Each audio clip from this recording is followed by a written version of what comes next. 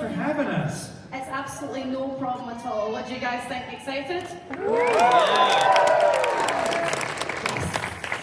Gosh, I'm excited to chat to you both. There's so many phones pointed at me. I I don't know how to take this in. Should we get it all over with now? Do you guys just take a picture now? We'll do all the... Yeah. Right, you ready? Let's go this side. Right, this side. You ready? Let's pose. There you go. Go for it. Should we do a middle? There we Should go. Middle? Let's do the middle. Okay, we go the middle. Here we go. Yes. Yeah! Little drummer boy.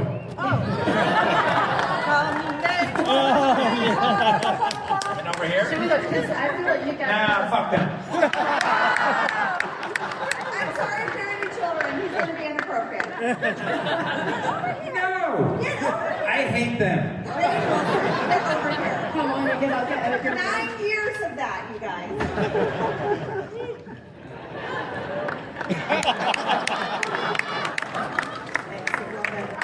We're off to a solid start. Right, now, put your phones away, we're all good, we're ready to do it. Alright, let's get straight into it. There will be time for some fan questions at the end, you guys. I will point to the mics when the time is right. First of all, you know, being in San Francisco, doing this convention and conventions together occasionally, how does that feel as opposed to, you know, coming back together after working with one another so long? Does it feel like a school reunion, that kind of vibe? He's gonna say something shitty. No, I love Rainn. I love him. And I love, you know, my favorite thing is when he texts me out of the blue and he'll say something like, "Hey, idiot, I love you." Yeah. No, we keep in touch and see each other occasionally, but it's just always a treat to see the Office cast, and that sounds like a cliche, but it really is. And some of these conventions is when I get to like hang out with Oscar or Brian, because even though we're in the LA area, we hardly kind of see each other hang out. Occasionally, you know, lunch or something like that. So it's a real treat. Yeah, always. And I mean, I was talking to BJ Novak and he was like, how I feel about it is Office family forever. And that's how I feel. Yeah.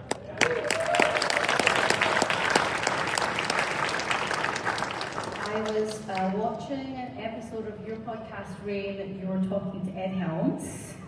And I loved the part of the conversation where you were talking about where you were at that time in your lives in terms of your careers.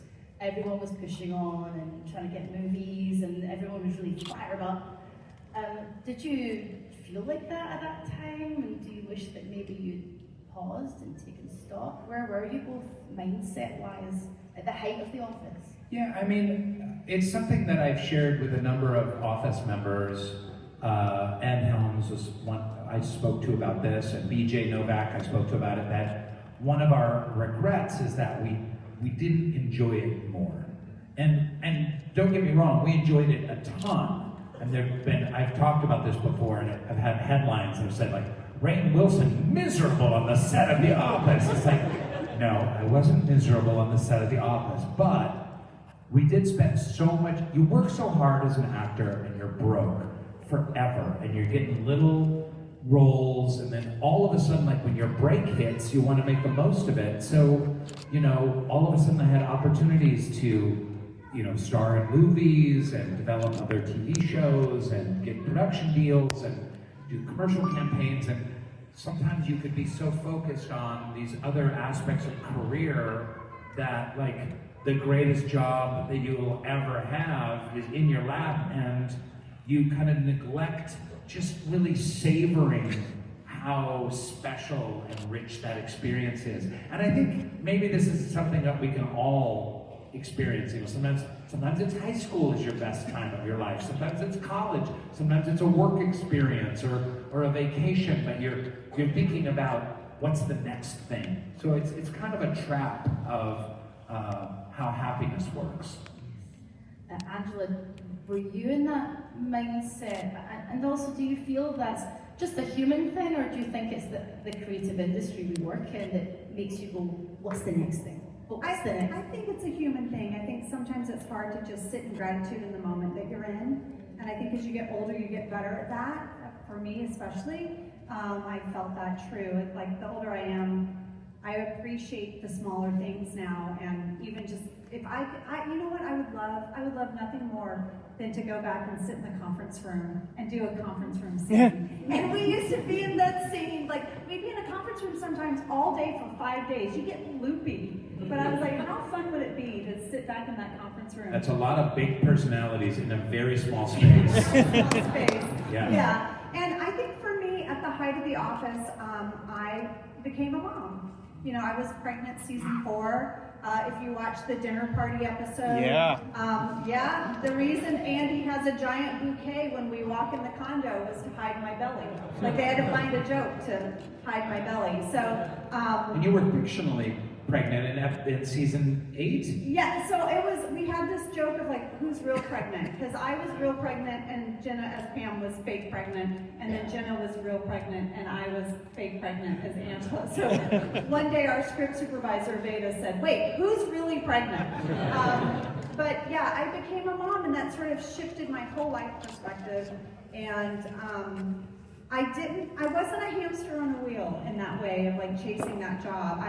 I just wanted just to be with her every second I could. So she would come to set a lot, as Rainn knows. And she grew up with like Creed Bratton walking by her going, and I'm like, she's gonna be fine. How old is your little one now? 17. Oh. I know. Yeah. My son was born in season 1, the Hot Girl episode with Amy Adams. And he's 21 now. Wow. Oh my goodness. Do they have any plans to, or are they in the industry at all at the moment? Have you ever encouraged them? My kid does music, but he's not interested in acting. In fact, I just begged him to take an acting class at college, just to see if he would take to it, because he's a natural kind of thing. He's like, Dad, I hate this. This is stupid. He wants nothing to do with it. My daughter's in high school, and she just auditioned for the high school musical, and she got the role of the eaglet in Alice in Wonderland.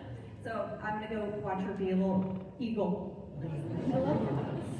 You mentioned big personalities in a room. There was a lot of them, and I always think about when I am working with folks, whether it's on a stage here, stand up, or whatever it may be. I learn so much from people that I work with. What did you learn from each other and people on the set that you took away with you as creatives? Did you learn from one another? Well, I will say 100% that one of the single greatest comedy acting lesson I experienced, or that any of us experienced, was just being in a room with Steve Carell.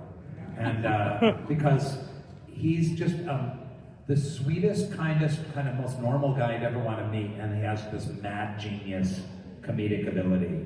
And one of the things that I really learned from Steve, because of his improv background, is like, it was literally impossible to ever throw him off.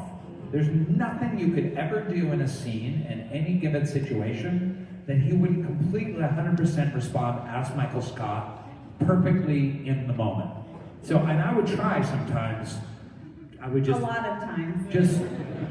Just all of a sudden take my shirt off, or say something totally nonsensical, and he'd just be like, Dwight, what are you doing? Put your shirt on. You know, no one wants to talk to you about llamas right now. Will you shut up? We gotta focus on this. And it was a great comedy lesson. What about you, Angela? Did you learn from the folks on set?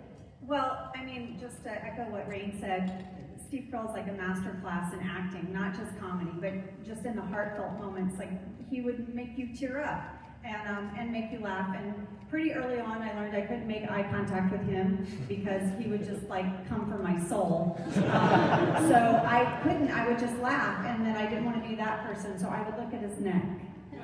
So I spent 9 years looking at his neck. Is that here? It's a nice neck. It's a nice neck. But yeah, I felt like I learned something all the time. One of the things I learned I would look at his penis. I was going to say a compliment to you. One of the things I learned from Rainn was just to really trust my instincts in knowing who my character was. And I don't even know if you remember this. We were doing the scene one time early on, and I kind of had this instinct that Angela would just walk away from you, and it wasn't scripted. And we got to the end of the scene, we got it as scripted, and then one time I walked away, and I said to you, oh, is that okay that I walked away? And I don't know if you remember this, but you were like, do you think Angela would have walked away from Dwight at that moment? I'm like, yeah. And then you were like, trust your instinct. You don't even remember this, but I think about it. I thought about it for a long time. Anyway. Yeah, that's awesome. Nice. I'm so tempted to ask Rainn, what did you learn from Steve Carell's crotch? But I'm not going to ask that. I think you just did. I think we need the answer. So Rainn, what did That's you what learn? she said. What she said. I did that. I really did. You were mentioning about making that character choice. I find that interesting about leaning in and going with instinct as a creative person. Was that something that always came natural to you guys as actors, or something that is learned over time? Do you think confidence? Because it's something that can be difficult for a lot of creative people to lean in and make choices. Well, I thought for The Office, and Rainn, you can share your thing, but our writers were so phenomenal that I felt like they built this world and built these characters, and as I got to know the world in their writing, I was so confident at who Angela was and how she would react in any moment. I felt like I really knew Angela Martin, and I think we owed that to the phenomenal writing. Yeah, I think a couple things. One is, a lot of times when you do television and they want you to improvise, it's because the writing sucks. And they're like, we want you to make it better and funnier and stuff like that. And we've certainly been involved in situations like that. So that was not the case here. Great writing, and if you improvise and they keep it, that's icing on the cake, you know, even better. But the other thing is too, is that the writers would also write for our voices. So they would get to know us in a way, and they would write lines that just, they would feel like something I would just improvise or make up on the spot. So it was this great synergy between the writers, and some of them really had, like Paul Lieberstein, who played Toby, and Mindy Kaling, like really knew how to write for Dwight, and they just could completely write in Dwight's voice. And they were always tasked with like, oh, Dwight has to just say something absurd here, and they would either give it to Paul or Mindy. What skill, such great writing. Okay, now before we get to the fan questions, just one last question. Where are you guys at now as actors going forward, and how you look into the future? You've got podcasts, there's all sorts of things that you're involved in. Are you in a do you have a podcast? Me? Yes. I sure do. Yeah, Office Ladies. Oh, yeah. What is that podcast, Angela? Please tell us what it is. You guys, you know Jenna and I do a rewatch podcast called Office Ladies. Where Yeah. every episode of The Office, we give you all the behind the scenes scoop.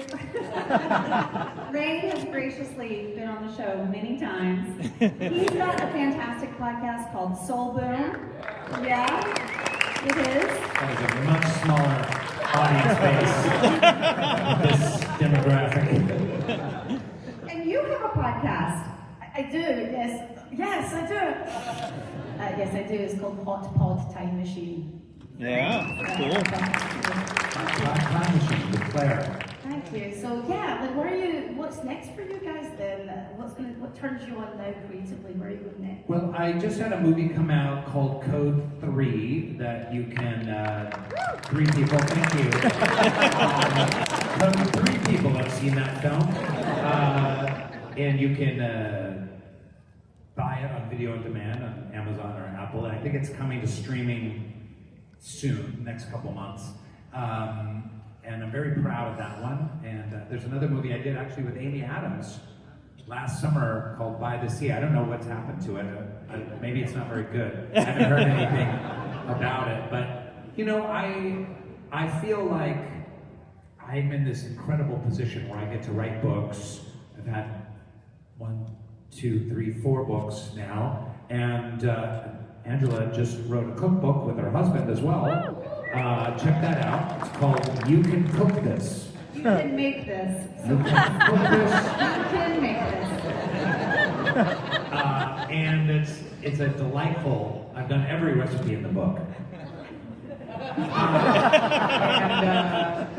But I get to write books and do podcasts and do speaking gigs and like I have this whole other career, and then I also get to do acting. So just trying to generate some projects and turn down a lot of like really shitty projects, and I get to be a little more picky and choosy. So it's great. It works out great. And you get to sit here in front of all these lovely folks. I know, I get to do these fan conventions with the best fans in the world. Okay, right, we've got a mic right here, and one, wow, you were fast. Get to the mics. Okay, but our favorite episodes are the injury and the dinner party. My favorite prank is when Jim put my desk in the office. Who is the prankster on the set? No one really, but John Krasinski did great impressions, and Creed was weird and had halitosis. There are other common questions you asked. I'm gonna let them ask. I'm cutting them off at the pass. No! I love the FAQ section of the... Yeah, FAQ, yeah. It's so efficient, I love it. We're gonna go here since you got really fast. What's your name? My name's Andrew. I watched the show and Office Ladies with my mom. Woo! Yes, Office Ladies, great show. So I was wondering if Angela's still in touch with Kevin and Oscar, and if she'll show up again in the paper.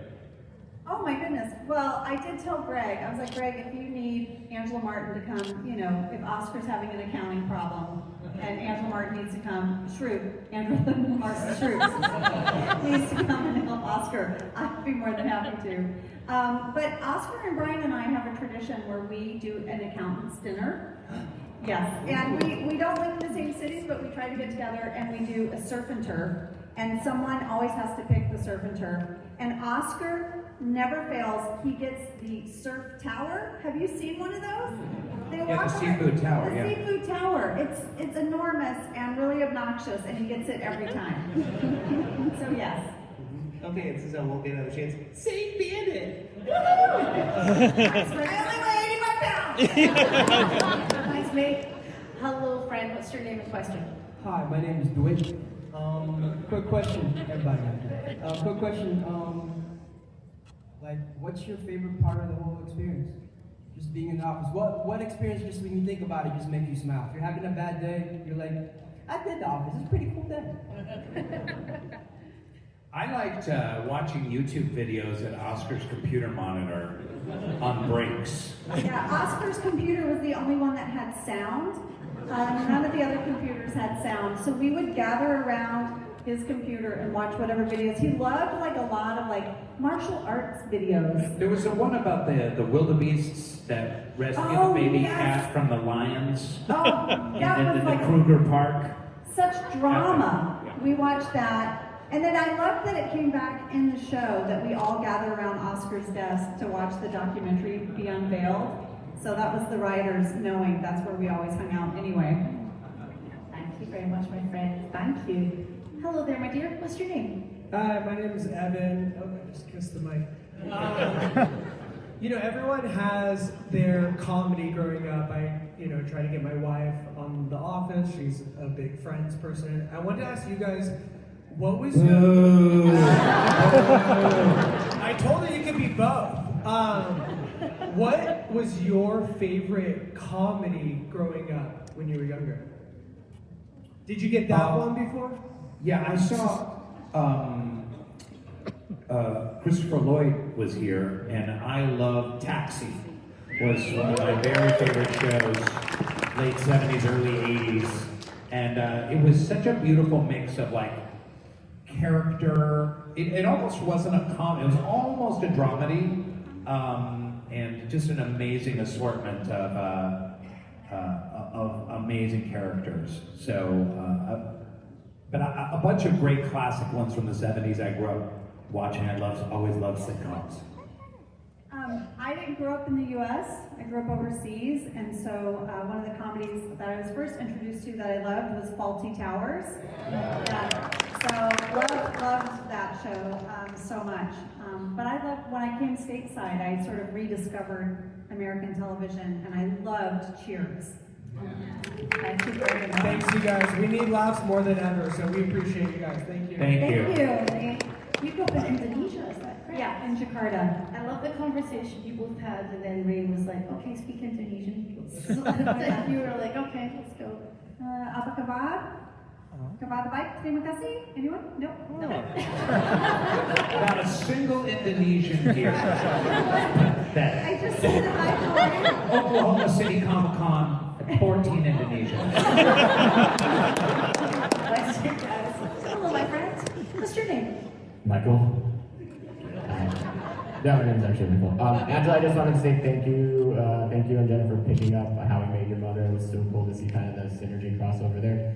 My question for both of you is, The Office, we follow all of these, kind of love stories between all these different couples.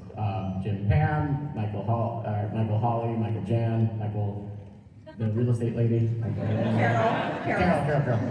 Kelly and Ryan. What do you guys feel like set Angela and Dwight kind of apart from the rest of her? What do you think was kind of the special sauce? You mean the greatest romance in the history of television? Yeah! You mean the best wedding proposal ever? Yes. I don't, my grandmother used to say every pot has its lid. And, Oh. and I think Dwight and Angela, I don't know, I think for Angela, she always loved him. And that's how I played all of my scenes, no matter what other romance my character might have been in, that her true love was always Dwight. And I think they were not, people write about Jim and Pam, and a lot of times the first quote was like, oh, and for Angela and Dwight, it's ew. I know the critic said that about Dwight and Angela, ew. Like from Entertainment Weekly. Fuck them. And so I like that there are these two sort of odd folks that love each other's quirks and also hate each other's quirks. Well done. Thank you. Thank you so much. Hello, my love. What's your name? Abria. Okay, right into the mix. Sorry, you can. Abria. Okay, go for it. So I just wanted to know, what do you think Dwight and Angela are doing now? Do you think they'd have more kids or more cats for that matter? We probably have like 12 kids and 47 cats. I think they have a full softball team of children. And there was this great scene in the finale that didn't make it in, where Angela asks everyone to bring a cat as a gift, and there's a basket of cats, and people are putting them in. There's some deleted scenes where Kevin puts a cat in. And then when they get married, there were supposed to be doves released, but the cats eat all the doves. And it's just carnage. And they couldn't figure out a way to make that happen. So yes, lots of cats. That's great. Thank you so much. Over here, my friend. What's your name? Hi, I'm Ari, and I grew up watching the show since I was like 7 and 8 years old. To be honest, most of the jokes kind of flew over my head, but I would say them at school and I get in trouble, and I didn't know why. So I would watch with my dad and Tita, and later on growing up, after doing some research, I found out that Rainn, or you would eat the food on set. Like most actors would usually spit it out. What was one of your favorite food items that you eaten while on set? Well, it's funny, it drives me crazy. I just saw the movie Begonia.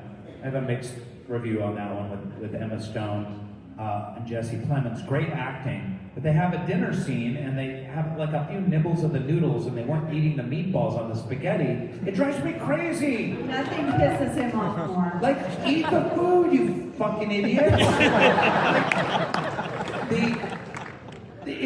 And actors don't do it because they don't want to do multiple takes from different angles and have to eat the food over and over again. But too bad.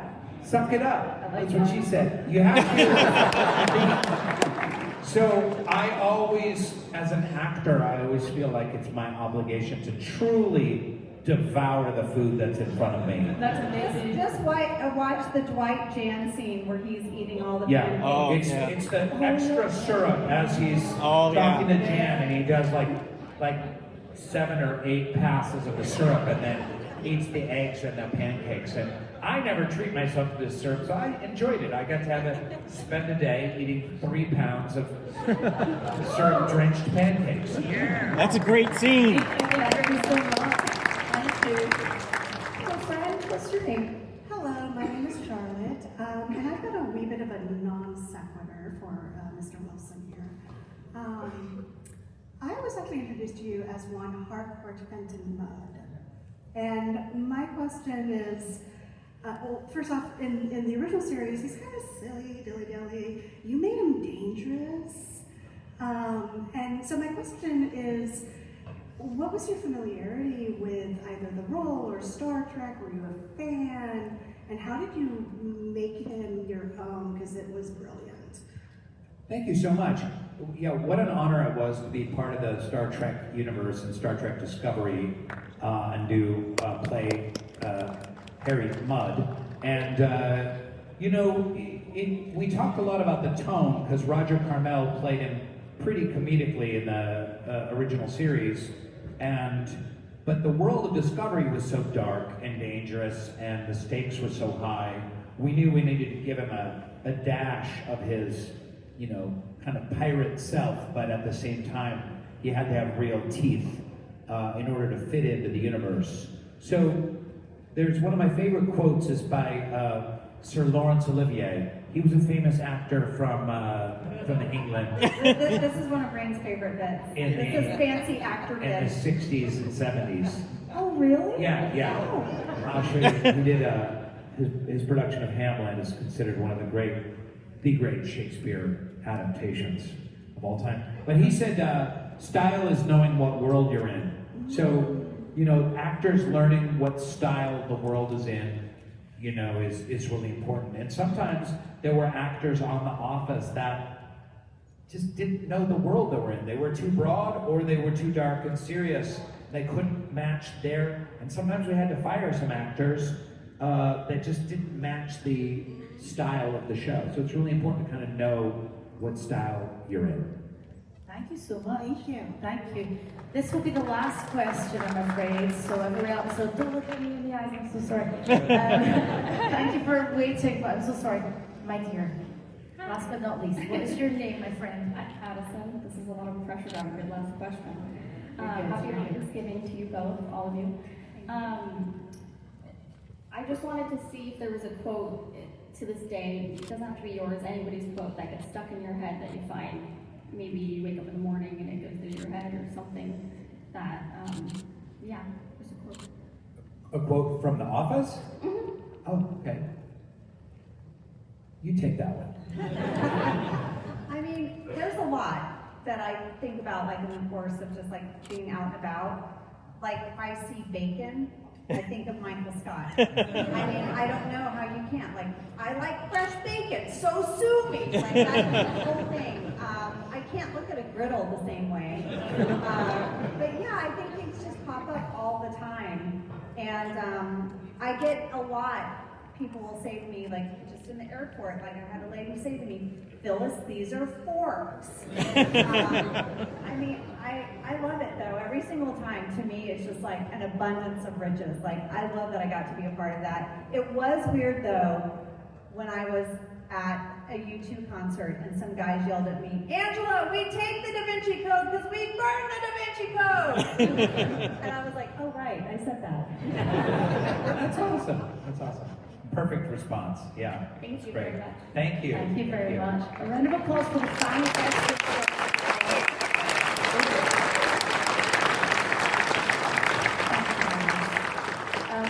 It's an absolute pleasure to have sat with you both. I've met Rainn before, and thank you for doing the podcast as well. And Angela, it was wonderful to hear your stories from the office and from the set. And you're here all weekend as well. If people didn't get a chance to ask you a question, they can come to your table, right? And Yeah, we'll be here. We're here today. Just today? Tonight, yeah. Got it. Yeah, We'll be come by up our here. tables Yeah. and say hi, and your cookbook is available. Yes, my at the table. cookbook is available at the table. You can make this. You can cook this. You can make this. It's Thank you guys. Thank you, Claire.